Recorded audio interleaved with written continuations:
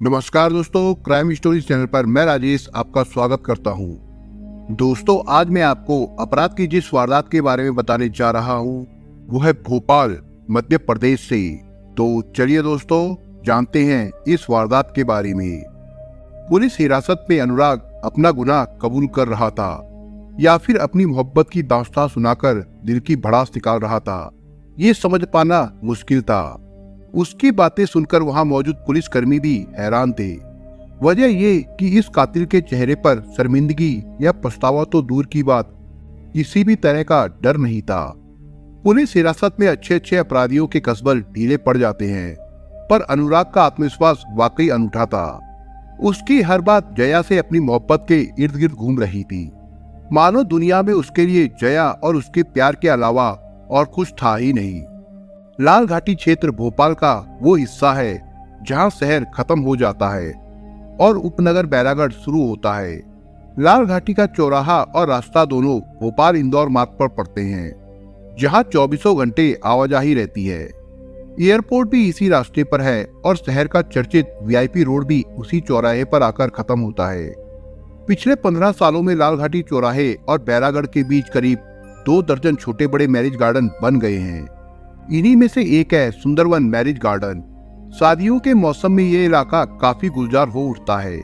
रास्ते के दोनों तरफ बारातें ही बारातें दिखती है।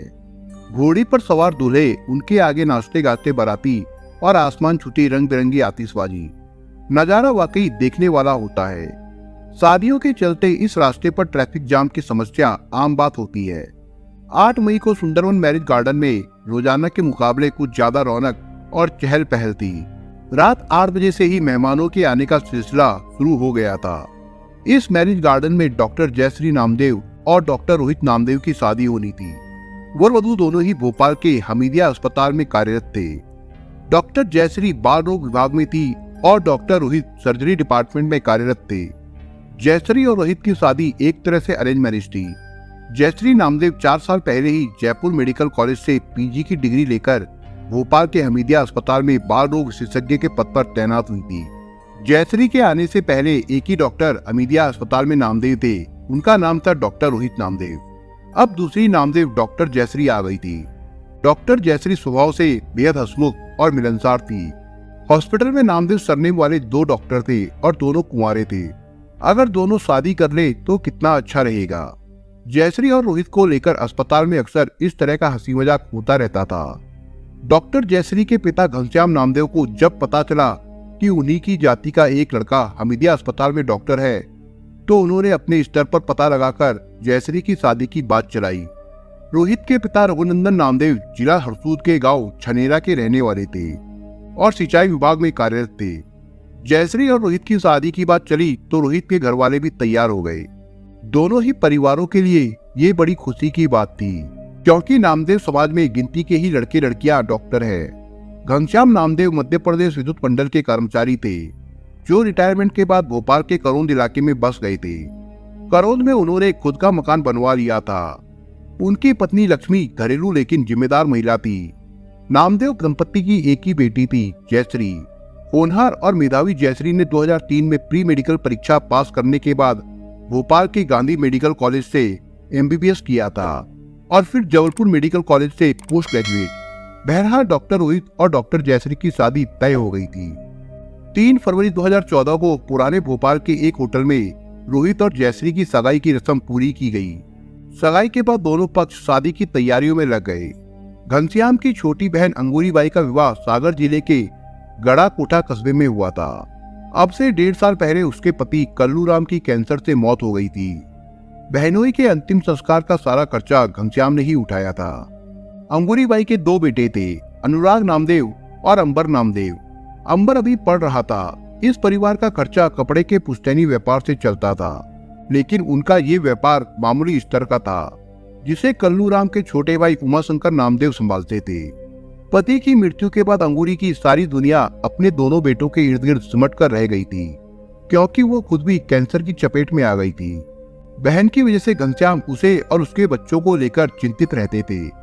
समय समय पर वो उनकी हर मुमकिन मदद भी करते रहते थे।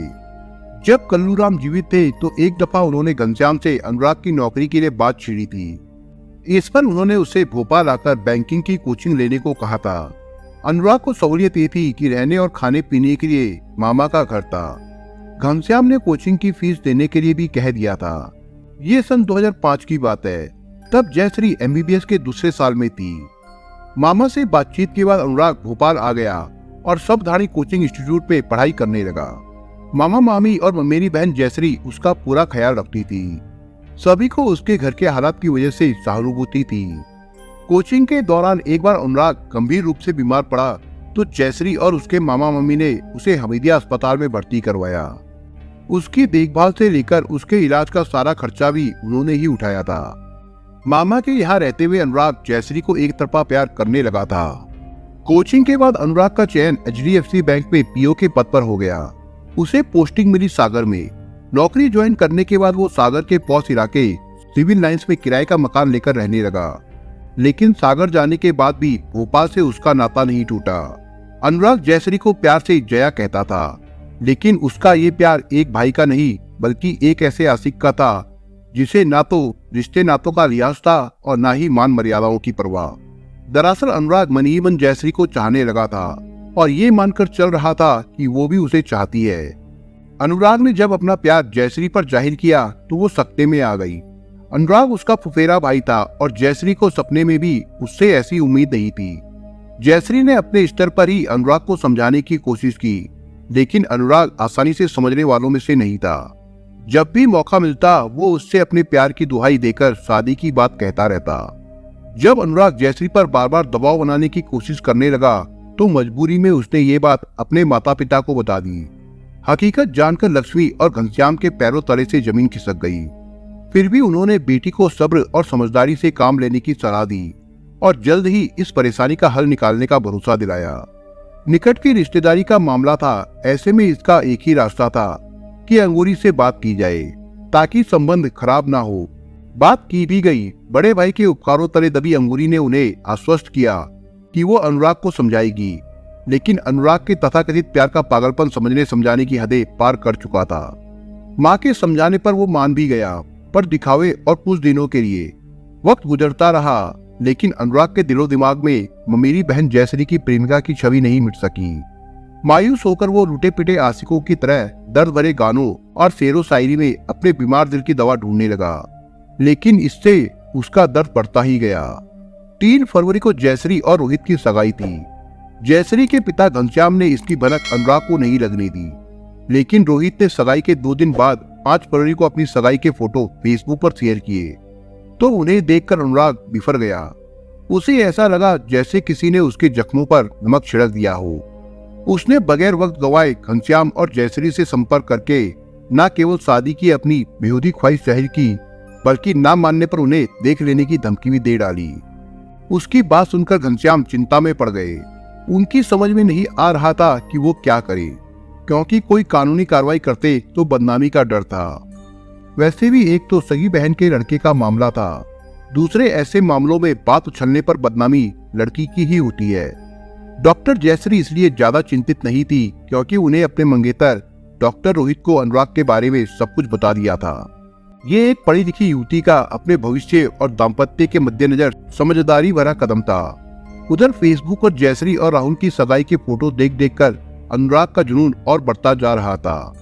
धमकी के बावजूद घनश्याम और जयश्री पर कोई असर न होता देख वो और भी बौखला गया था। उसे लग रहा था कि अब जयश्री उसे नहीं मिल पाएगी। दूसरी ओर भोपाल में शादी की तैयारियों में लगे घनश्याम चिंतित थे कि कहीं अनुराग कोई बखेड़ा ना खड़ा कर दे। उसकी बेहूदी हरकतों के बारे में सोच सोचकर कभी कभी वो ये सोचकर गुस्से से भी भर उठते थे कि जिस भांजे को बेटे की तरह रखा वही आस्तीन का सांप निकला। उनके दिमाग में अनुराग की ये धमकी बार बार कौंध जाती थी कि अगर मेरी बात नहीं मानी तो अंजाम भुगतने को तैयार रहना। उनके डर की एक वजह यह भी थी कि वो अनुराग के स्वभाव को जानते थे, लेकिन जवान बेटी का बाप होने की बेबसी उन्हें कोई कदम उठाने नहीं दे रही थी। इसलिए शादी के कुछ दिनों पहले उन्होंने अपने भतीजे शैलेंद्र नामदेव से इस बारे में सलाह मशवरा किया तो उसने फोन पर अनुराग को ऊंच नीच समझाने की कोशिश की। इस पर अनुराग का SMS आया कि तू अपनी दोनों बेटियों का ख्याल रख, उन्हें अभी बहुत जीना है। आखिरकार डरते सहमते 8 मई आ गई। उस दिन जयश्री और रोहित की शादी थी। रात के करीब 8 बजे रोहित और जयश्री स्टेज पर बैठे थे। परिचित और रिश्तेदार आने शुरू हुए तो 9 बजे तक मैरिज गार्डन में काफी भीड़ जमा हो गई। हर कोई खुश था। खाने के पहले या बाद में लोग स्टेज पर जाकर वर वधू को शुभकामनाएं और आशीर्वाद दे रहे थे। घनश्याम और लक्ष्मी भी लोगों की शुभकामनाएं लेते हुए यहाँ वहाँ घूम रहे थे। उनकी जिंदगी का वो शुभ समय नजदीक आ रहा था जब उन्हें इकलौती बेटी के कन्यादान की जिम्मेदारी निभानी थी। तभी अचानक भीड़ में अनुराग को देखकर लक्ष्मी के चेहरे पर हवाइयां उड़ने लगी तो वो पति को ढूंढने लगी। घनश्याम नहीं दिखे तो कुछ सोचकर वो एकांत में जाकर खड़ी हो गई। उसे इस तरह खड़ा देख उसकी एक पड़ोसन ने आकर पूछा कि क्या हुआ जो इस तरह घबराई हुई हो। इस पर लक्ष्मी ने इशारा करके पड़ोसन को दरवाजे के पास खड़े अनुराग के बारे में बताया। अनुराग एकदम सामान्य नजर आ रहा था और मेहमानों की तरह ही घूम रहा था। उसके गले में सफेद रंग का गमछा लटका था। तब तक रात के 10 बज चुके थे और भीड़ छटने लगी थी। इसके बावजूद स्टेज के पास वर वधू के साथ फोटो खिंचवाने वालों की लाइन लगी हुई थी। दूसरी ओर अनुराग की निगाहें स्टेज पर ही जमी थी। अचानक अनुराग स्टेज की तरफ बढ़ा और पास जाकर रोहित को बधाई दी। इससे पहले कि डॉक्टर रोहित उसे धन्यवाद दे पाते, अनुराग ने फुर्ती से रिवॉल्वर निकाला और जयश्री की तरफ तानकर 2 फायर कर दिए। दोनों गोलियां जयश्री के सीने में लगी। कोई कुछ समझ पाता इसके पहले ही डॉक्टर जयश्री स्टेज पर गिर पड़ी। इसी बीच अनुराग ने रोहित को भी निशाने पर ले लिया, लेकिन तब तक वो संभल चुके थे। नतीजतन गोली स्टेज के पीछे जाकर लगी, जिसके कुछ छर्रे रोहित के पैर में जरूर लगे थे। करीब 2 मिनट सख्ते में रहने के बाद जब लोगों को समझ में आया कि दुल्हन पर गोली चली है तो उन्होंने गोली चलाने वाले अनुराग को पकड़कर उसकी धुनाई शुरू कर दी। उधर स्टेज पर रोहित जयश्री को संभाल रहे थे। इसी बीच वहां मौजूद लोगों में से किसी ने पुलिस और अस्पताल में खबर कर दी। जयश्री को तुरंत अस्पताल ले जाया गया, लेकिन डॉक्टरों ने उन्हें मृत घोषित कर दिया। फायर से भगदड़ मच गई थी। डरकर कई लोग वहां से भाग भी गए थे। जहां कुछ देर पहले तक हंसी मजाक चल रहा था और रौनक थी, वहां अब सन्नाटा पसर गया था। स्टेज पर रखे तोहफे और गुलदस्ते डॉक्टर जयश्री के खून से सन हो गए थे। गुस्साई भीड़ ने अनुराग की जमकर धुनाई की थी, जिससे वो बेहोश होकर गिर गया था। पुलिस आई तो पता चला कि वो जिंदा है। उसे तुरंत इलाज के लिए अस्पताल ले जाया गया। अब तक किसी को ये नहीं मालूम था कि अनुराग दुल्हन का ममेरा भाई है। दूसरे दिन जिसने भी सुना वो स्तंभ रह गया। अपनी ममेरी बहन को मासूका मानने वाले इस सिरफिरे आशिक की चलाई 2 गोलियों की गूंज भोपाल में ही नहीं पूरे देश भर में सुनाई दी। जब जयश्री की मौत की पुष्टि हो गई तो रात 2 बजे रोहित और उसके पिता बारात वापस लेकर अपने गांव छनेरा चले गए। एक ऐसी बारात जिसके साथ दुल्हन नहीं थी। बाद में पता चला कि वारदात के दिन अनुराग सागर से अपने एक दोस्त की मोटरसाइकिल मांगकर लाया था और देसी रिवॉल्वर उसने कुलदीप नाम के एक दलाल से 17,000 रुपए में खरीदा था। कत्ल की सारी तैयारियां उसने पहले ही कर ली थी। सुंदरवन मैरिज गार्डन में प्रवेश के पहले ही वो पूरी रिहर्सल कर चुका था। उसे इंतजार बस मौका मिलने का था, जो उसे उस वक्त मिल गया जब डॉक्टर रोहित और जयश्री स्टेज पर लोगों की शुभकामनाएं ले रहे थे। पुलिस हिरासत में अनुराग ने बताया कि जैसे ही जयश्री ने राहुल के गले में माला डाली, मैंने तो अपना आपा खो दिया था। मुझे नहीं मालूम कि लोगों ने मुझे मारा भी था। घायल अनुराग को हमीदिया अस्पताल के बजाय दूसरे अस्पताल में भर्ती कराया गया था। दरअसल पुलिस को डर था कि कहीं अस्पताल के लोग उसे मार न डाले, क्योंकि जयश्री वहां काम करती थी। इसी बीच कोहे फिजा थाना पुलिस ने उसके खिलाफ जयश्री की हत्या का मामला दर्ज कर लिया था। दूसरे दिन पोस्टमार्टम के बाद जब जयश्री की अर्थी उठी तो नामदेव दंपति का दुख देखकर सारा मोहल्ला रो उठा। लक्ष्मी और घनश्याम रह रहकर बेटी की अर्थी पर सिर पटक रहे थे। हमीदिया अस्पताल में भी मातम छा गया था। एक तरफा प्यार में डूबा अनुराग दरअसल मनोरोगी हो गया था। इसी जुनून में उसने वारदात को अंजाम दिया था। उसे हीरोटोमेनिया भी कहते हैं, जो डिल्यूजन ऑफ लव भी है। इस रोग में मरीज अपनी बनाई मिथ्या धारणा को ही सच मानकर चलता है और किसी के समझाने पर भी नहीं मानता है। ऐसा मरीज बेहद शातिर और खतरनाक होता है। पुलिस ने अनुराग से पूरी पूछताछ करने के बाद उसे कोर्ट में पेश किया, जहां से उसे जेल भेज दिया गया था। दोस्तों, आप अगर चैनल पर नए हो तो आप चैनल को सब्सक्राइब करने के साथ कमेंट बॉक्स में इस कहानी के बारे में अपने विचार जरूर लिखिएगा। मिलता हूं एक नई कहानी के साथ, तब तक के लिए अपना ख्याल रखिएगा। धन्यवाद।